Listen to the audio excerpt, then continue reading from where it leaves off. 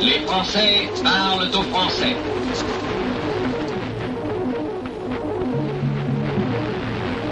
Veuillez écouter tout d'abord quelques messages personnels.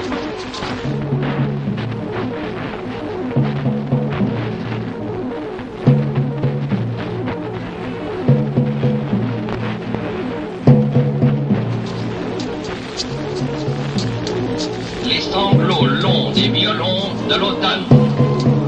Je répète, les sanglots longs des violons de l'automne blessent mon cœur d'une langueur monotone. Je répète, blessent mon cœur d'une langueur monotone.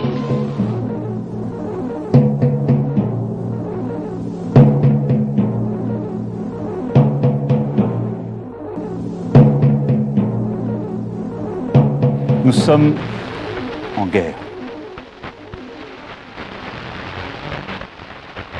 Citoyennes, citoyens, nous sommes en guerre.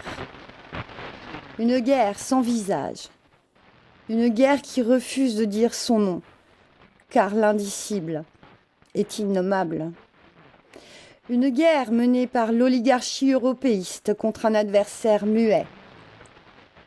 Voilà qu'un organisme microscopique bouleverse ainsi nos chefs à l'échelle macroscopique, les menant sur les sentiers de la perdition.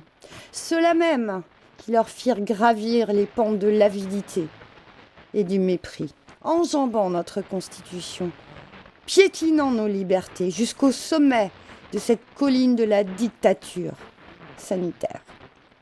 L'adversaire muet n'est pas celui que vous imaginez. Ce n'est pas cet être microscopique.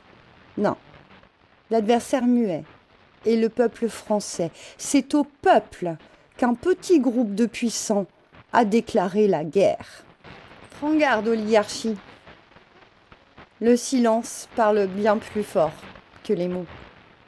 Ce gouvernement, aujourd'hui, invoquant l'irresponsabilité du peuple, lui offre le choix de la soumission ou de la coopération. Nous, résistants, face à l'effroi, nous invoquons le troisième choix, le choix de la rébellion, le choix de la vie, le choix de l'humanité. Certes, nous avons été et sommes toujours submergés par le poison covidiste et obscurantiste de l'ignorance, de la pseudo-science et de la désinformation.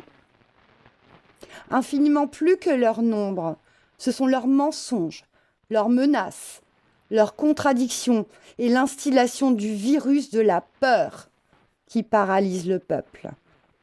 Un gouvernement ne peut se tromper à ce point s'il n'en a pas l'intention. Toutes leurs erreurs, toutes les humiliations, les mensonges éhontés n'empêche pas que nous avons tous les moyens pour écraser un jour nos ennemis. Le dernier mot est-il dit?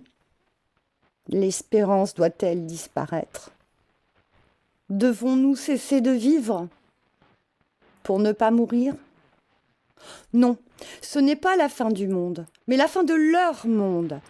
Une égalité qui ne vaut qu'entre nantis et oligarques n'est pas l'égalité. Et n'est en rien fraternelle. Leurs plus grandes forces sont également leurs plus grandes faiblesses. Les moyens dont ils se servent aujourd'hui serviront notre victoire de demain, la fleur de la révolte, germe de la graine de l'opinion. Je prétends que le pire est le ferment du meilleur.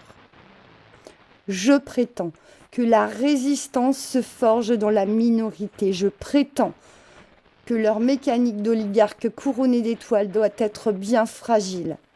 Je vous le dis, pour être ébranlée par un microscopique virus à la couronne. Nous, résistants du peuple de France, nous refusons de prêter allégeance à une Union européenne qui ne sert pas les intérêts de notre pays et nous dépossède de toute volonté propre. La France n'est pas seule. D'autres pays résistent et gagnent cette bataille contre l'oppression sanitaire.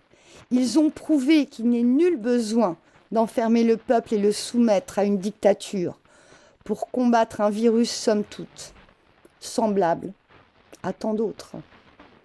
Cette guerre ne s'arrête pas aux frontières de notre pays qui souffre. Cette guerre n'est pas tranchée par la bataille de France. Cette guerre de tranchées ne se fait pas sans souffrance. Cette guerre est bien une guerre mondiale contre les peuples et elle se gagnera dans l'unité et non dans la division. Réinformons, faisons confiance aux connaissances des chercheurs, scientifiques et médecins éclairés. Laissons-les prescrire les traitements qui fonctionnent. Faisons reculer l'ignorance et l'obscurantisme. Rien n'est perdu pour la France. La France, notre mère patrie, n'est pas seule. Son peuple fier et courageux est prêt à combattre pour elle, avec elle, en elle. La France fera bloc contre la désunion européenne avec ses alliés de tous bords, toutes confessions, et continuera la lutte jusqu'à la victoire. Foudroyés aujourd'hui par l'oligarchie de la terreur, nous vaincrons grâce à une force supérieure, la citoyenneté. Car tous les hommes et femmes naissent libres et égaux en droit et en dignité. Le destin du monde est ce que nous en ferons. Les seules batailles que nous sommes certains de perdre sont celles que nous ne menons pas. Quoi qu'il arrive, la flamme de la résistance française ne doit pas s'éteindre et ne s'éteindra jamais. Demain, comme aujourd'hui, nous continuerons le combat contre cet ennemi qui avoue enfin son nom et nous prive d'une nation. Nous leur arracherons leurs masques, nous exposerons le visage de la lâcheté et de la corruption à la lumière de la liberté, au souffle immuable de la résistance. Nous sommes la France, ils sont la souffrance.